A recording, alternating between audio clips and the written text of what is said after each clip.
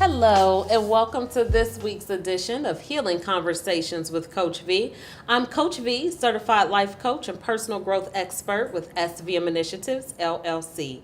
Do not forget to go on Facebook and like us at SVM Initiatives, LLC. And you can also find the talk show at Healing Conversations with Coach Vee. Give us a like, comment, share, message me if you want to be a guest. And if you can follow us on YouTube at Coach Vee, the Healing Coach, but you can also search Healing Conversations with Coach Vee. I got like multiple ways that you can get in touch with me. So if you can tell, I'm a little amped up today. So many episodes back, I had someone in here teaching me a martial arts move. And if you missed it, check us out on YouTube at Coach Vee, the Healing Coach, to look at that episode. So today I have another wonderful guest. This is actually round 2 with her being on the show. And she's going to show us a little African dance move. So I'm amped up. I'm excited. I'm telling you in advance, be nice. Don't laugh at me. So if you've seen previous episodes, you know that I had the beautiful and the talented Akosua Akoben here with us. But now she's back today representing CPAC, which is the acronym for Cincinnati Pan-African Coalition. I've been practicing that because there's a lot of big words. I've been practicing that. So she's going to tell us about an event that you might have missed. So we just want to make sure that next year for 2019, you are definitely in the building as a participator, as a vendor, or just as an attender. So we're going to let Akosua introduce herself to us one more again. Hi, Akosua. Hi. Welcome back. Thank you. And you looking royal in your royal blue hunty. Thank you so much. So you are with today Cincinnati Pan-African Coalition. So for those of us who may not be familiar with that group, would you be so kind and to elaborate and tell us who they are and what they do? Oh, no problem. The Cincinnati Pan-African Coalition, we're 5 years. This will be our 5th year. And we've done, for the past 5 years, the African Liberation Day celebration. It's taken place all over the city. We have never been in one consistent place. Okay. And we're hoping to keep doing it different places in the city. Mm-hmm. This year's was at the Summit Center in Roseline. Mm-hmm. Mm-hmm. That's 1580 Summit Road. I think 1580, yeah. 1580 Summit Road. Yeah. And every year we do a parade from 12 to 1 as a way of just getting the community out and excited about it. Yes. People are always asking questions. It's the kind of a new way to introduce something that may seem like it's just designated for one group of people. Okay. So that people in the neighborhood feel that they're welcome to come as well. So that's our welcoming part of the celebration. And then we always, like you said, we've had vendors from the city, and some people come in from out of town, Dayton, Columbus, even down south. Some people come up from Texas.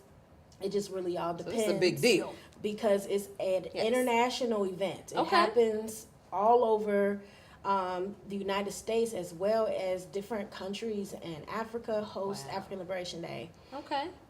So what is it about? So when you put the words African liberation together, what does that mean? What is the event all about? Okay, first, it started in the late 1960s with Kwame Nkrumah when he came into leadership as the first president of Ghana. Okay. His mission was for all Africans all over the world to unite. Okay. Okay. So they had African Freedom Day, which was in April, I think April 12th. And when they had the conference to call all of the African countries together to unite for his international speech, that's when they came up with African Liberation Day. Okay. And that's May 25th. It's May 25th. Okay. This year we hosted it on the 26th, but we always try to make it on a Saturday. Sometimes it's a 2-day event. Okay. But yes, that's how it started, and the whole purpose of it was because Ghana is known as the first African country to liberate itself from colonial rule. Oh, okay. After I didn't know that. Yes. After Ghana liberated themselves from colonial rule, then other African countries fell behind them, and they would introduce themselves into what they wanted to be an African state, United State of Africa. So that's where the concept comes from. And it's not just specifically to the continent of Africa, it's also the diaspora. So it was like the beginning of what Pan-African is as we know it. So that's all what this ties knowledge the you Cincinnati dropping. Pan-African Coalition in on it. So have you been part of the event for the past 5 years? The entire Yes. 5 years? Okay. Yes, So I you a have. vet in this. I am. You a I'm vet? proud to be. Well, I want to let the audience know watching either on Spectrum or on YouTube that, you know, even though they may have missed the event, because there may be some people watching that saw us in the building, Akosua allowed me to participate this year. So we're going to show the folks watching the move that you showed me a little bit later on in the show. But I'm about to put you on spot. How did I do? Did I do okay? Yes, Oh, of course. okay. Because I was nervous, and I'm nervous today because it was like so many months ago. But I'm excited to show the people what they missed. I want to make sure people understand an important point that you mentioned.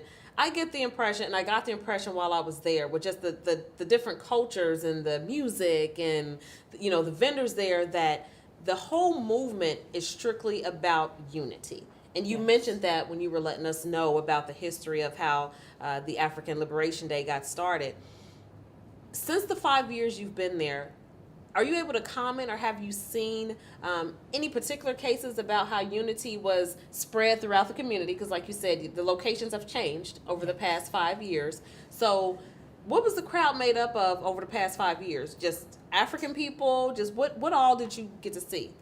Okay, well, the first year, of course, it was the first year that Cincinnati Pan-African Coalition hosted it. Okay. But it took place in the city and in Columbus well before that. Okay. So we used to have it in a park. I'm not really sure what the name of that park is now, but it's right from like where you could overlook the downtown area. Okay. And it's going up towards the Clifton area. So I guess like Mount Auburn, that area. Okay. It used to be in a park there, and it started off like, you know, just a family picnic. They would have a couple of speakers would come in and talk about African Liberation Day and kind of talk about the concept of connecting with Africans all over the diaspora. Okay. Not just the fact that we've been spread all over the world for many reasons. Right. One being enslavement and things like that. But the whole point was for us to kind of like family reunion, but an African family reunion. Right. Bring ourselves Totally together. different theme. Yes. So totally what they would theme. do is they would have solidarity statements come from other cities. And we would film them. They would say, you know, hey, happy African Liberation Day 2015 or whatever. Wow. Okay. And that would be our way of connecting with people who couldn't make it to the actual event. So that's how it started, and then it's grown into having performers come and perform. This year we had Napoleon Maddox and April and so many different young people that are local, performing artists that are local.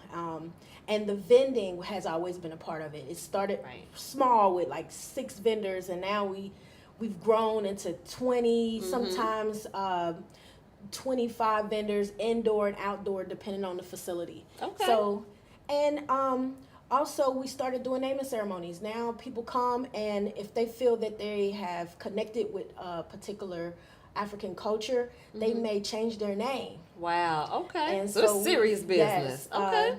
This year we started incorporating naming, not only naming ceremonies, but baby dedications. Wow. Okay. So this year, a baby dedication happened where the community, as well as the family of the baby, came in and they introduced their child to the community. So I've learned that, you know, when you do something like that, we're used to seeing this in a church. It's done in a church all the time. Correct. But you never really forget the name of the child now.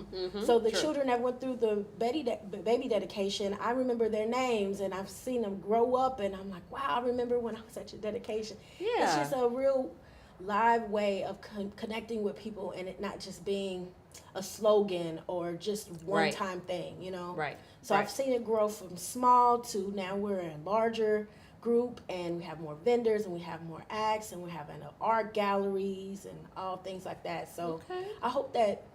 Yeah, for the people who missed it, and I remember witnessing the ceremony, and I had a moment of, so people can relate, I had a moment of Lion King when they named and dedicated baby Simba. You know, just that culture, and of course that was a cartoon, and of course it was lions. But I think that a lot of people who may not be familiar with that, they may have been like a relating point.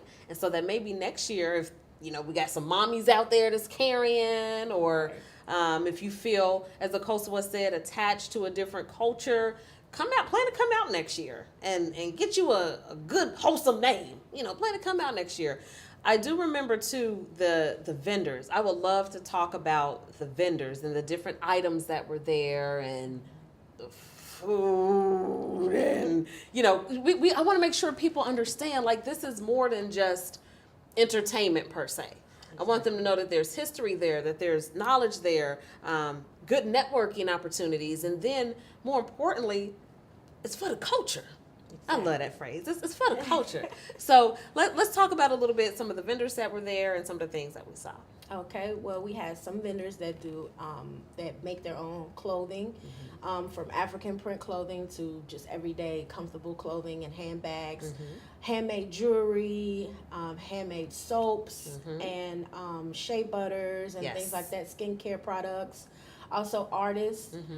Most of them were local artists. They participated in the gallery, but also had their items for sale as well.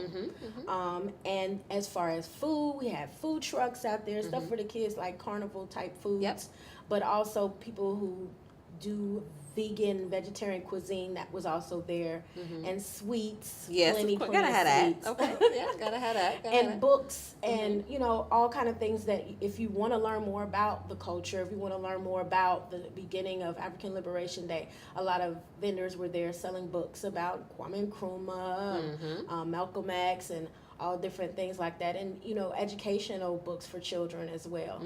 So that's just a small amount of what kind of vendors you missed, and hopefully you all come out next year to participate. Yeah. I think too, it's so important, the fact that the event is moved throughout the city. I think it gives people from different parts of the neighborhood who may be transportation challenged, or who may just not know how to get to a particular part of town, to see that we traveling, because we want to make sure that we reach everybody. With that being said, are you able to share with us what you think how such an event, can help heal the community, not just the African community, but just the community as a whole? Yes, I think that it is important for us to appreciate and celebrate culture. Yeah. When you learn about another person's culture, it brings you closer to them. Absolutely. We all say this about food. Food brings people together. Absolutely, correct? absolutely. And every culture has a food that comes from that culture. So we're sharing our food and our taste, our dress, our matter of dress. Yeah. I know in the past we had a fashion show from different parts of Africa and the Caribbean. And now, like, to this day, we have something called, well, I'm not a part of it now, but something's emerged in the city called Afro Swag. Yes. Where they connect with the African cultural dress, and then a little bit of our flavor. The swag. Yes. And all of the artists and seamstress and you know, fashion show participants, you know, they put their own spin on it. And that is something else, you know, that people get excited about, how people dress in different cultures. Yeah. It always brings people together.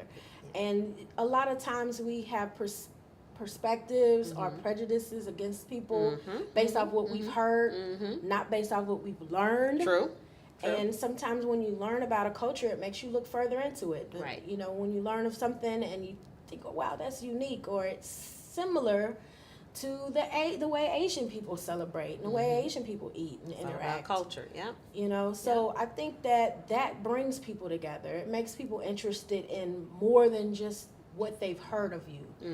Now they're getting to know you and sharing a piece of you, you know, so that definitely brings people together. So I'm wondering, do you think that this movement and the crowd that attended this year was amped up because of the whole Wakanda Forever movement. that brought a certain attention, I think, just across cultures about Africa and the roots and the strength of the culture and just the habits and the behaviors and the thought processes. Now, me not being at the previous events, I was just floored and amazed. Now, I didn't count the folks. I don't know if y'all was at capacity, but I was just amazed with how many people were actually there. So I couldn't help but to think, with all the face paint and the makeup, that, yeah, they done seen Wakanda a couple times, you know, and been there and visited, or Black Panther. Do you think that had a, whether it was intentional or not, but a direct effect on how many people showed up this year? I absolutely think so. I absolutely think so. A lot of people are afraid of what they don't know. Yes. And just the term African in it might make people feel that they don't belong to it.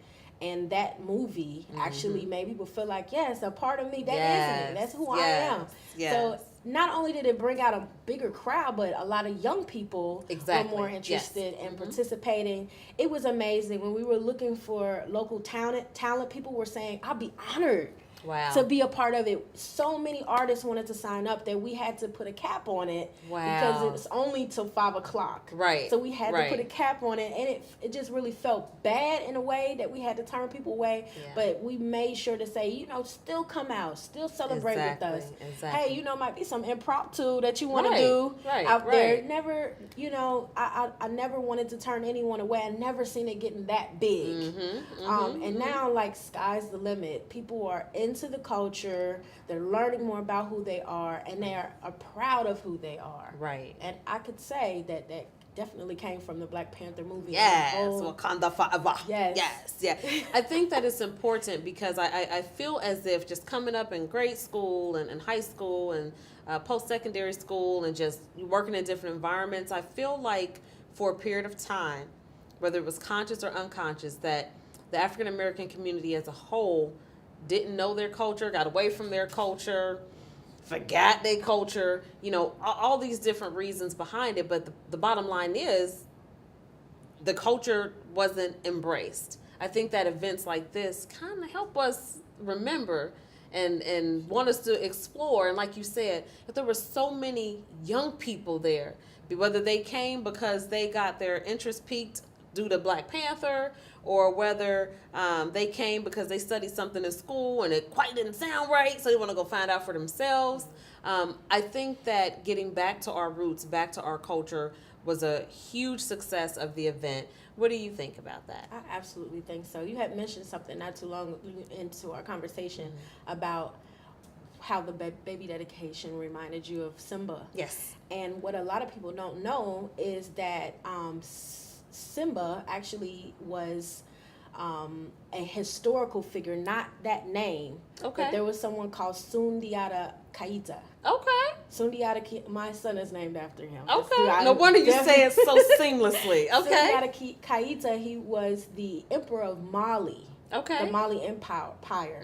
So the story of Simba was similar to where he inherited this empire. Wow. And he turned the empire from a warrior kind of, there was a lot of war going on during these times, and he turned it from that into agricultural. Okay. So that's how the kingdom grew so huge. And he's I don't know if you're familiar with Mansa Musa. Yes. But he's a descendant of Sundiata Keita. Okay. Yes, y'all hear her just roll that off. Great grandfather. Wow. And you know what he did? He had so much wealth that he just decided he was just going to make it rain all over Africa with gold. Yes. But the empire had that much capital because they did unify. There's a lot of examples in our past before colonial rule happened in Africa to take us back to where we were. So sometimes going back in the past might be painful for some people, but if you go further enough back, you'll understand where you connect and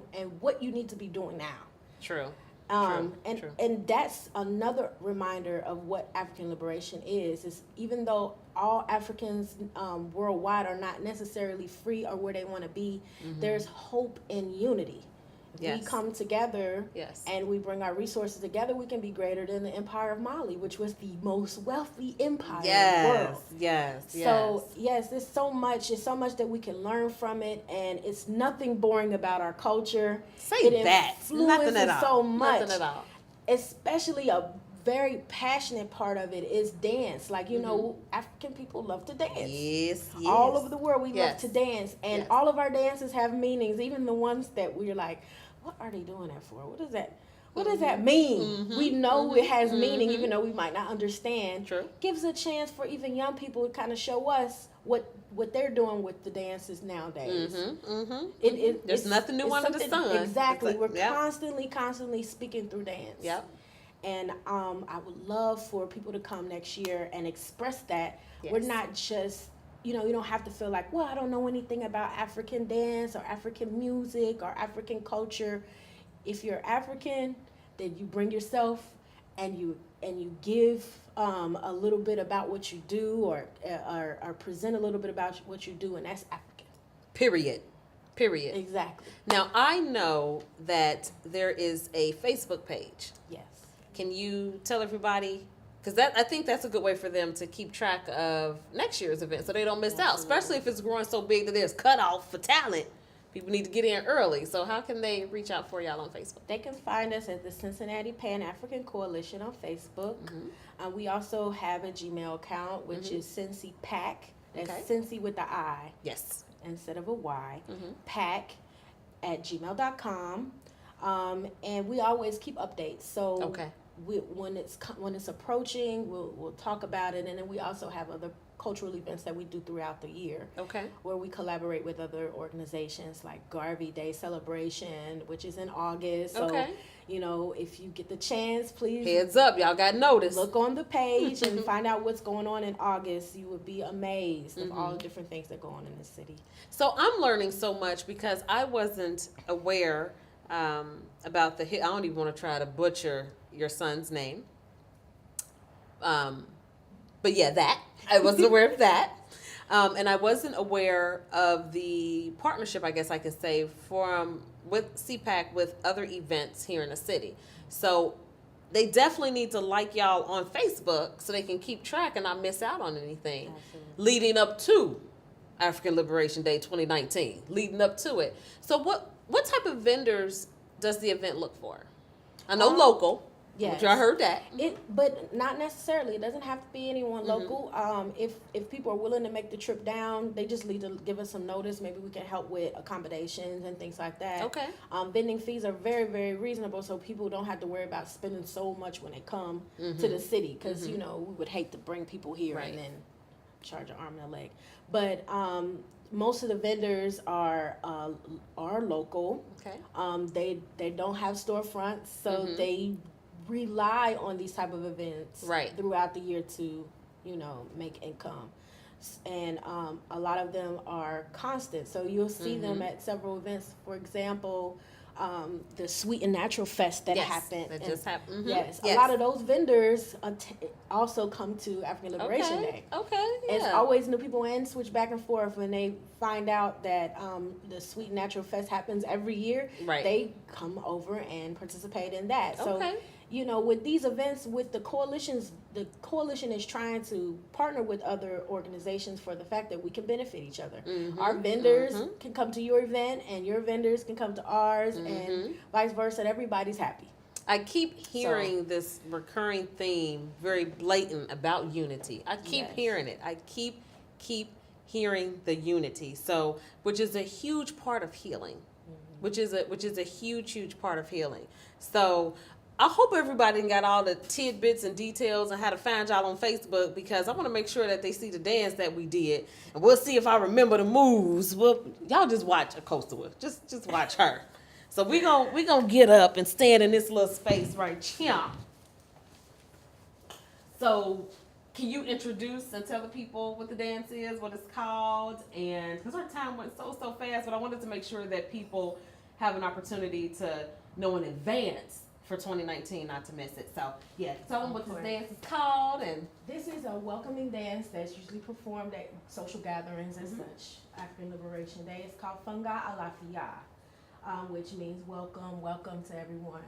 And it's usually done in the beginning of ceremonies, even when they're welcoming people for rites of passage and things like that. It's just a matter of welcoming. So you'll notice that our arm movements are very grand and welcoming for that purpose. Okay. You gonna sing the song with me? So I'm gonna move my lips. And then I'm gonna let you. Okay. We're gonna start with the song. So I'm gonna sing the song, and then we'll do the rhythm after I sing the song. Okay, and we're doing everything once. Everything one time. Okay. So Fanga la fia ashe ashe. Fanga la fia ashe ashe. Fanga la fia ashe ashe. Fanga la fia ashe ashe, and forward. Fanga la fia ashe ashe. Fanga la fia ashe ashe. Fanga la fia ashe ashe. Fanga la fia ashe ashe. Fanga la This is the part fia ashe ashe. Fanga la fia ashe ashe. So I told y'all, watch Akosua. It was good. Watch Akosua. She is a professional. She's 5 years in. Like, she got it. She know the words. I promise y'all I was better than me. I promise, because I had time to practice And we had drums. and we had music We and had rhythm drums. and the energy of the crowd, and don't judge my life. Just come out next year in May and see what it is. So tell people again where to find you on Facebook while I catch my breath because the sister out of shape. You can find us at Cincinnati Pan-African Coalition. And also you can even put in the search CPAC. CPAC as CPA and then C. And also on cincpac@gmail.com, you can send us email to inquire about what we do, what's coming up. We definitely, for those people that don't do Facebook for whatever reason, people have their reasons. We'll be happy to give you information via email. So is Facebook the only platform CPAC can be found on? So far, I think we have a Twitter account. Okay. It's not as active, so I don't put that out there that much. Okay, so check them out on Facebook. We just wrapped that up. Just Check find us it out on Facebook. Yes. So for those who are so intrigued by my fake dancing and your beautiful singing, and they want to come out next year, what's a parting word that you could give them to help with this whole, what I'm going to call an entire unity movement? Why is that important? Unity is so important because when we are divided, we have all kind of distractions that keep us from connecting with each other. We don't feel connected to the youth. When we see things out there that could have been prevented, we don't feel comfortable saying anything because we don't know the youth and we don't know their parents.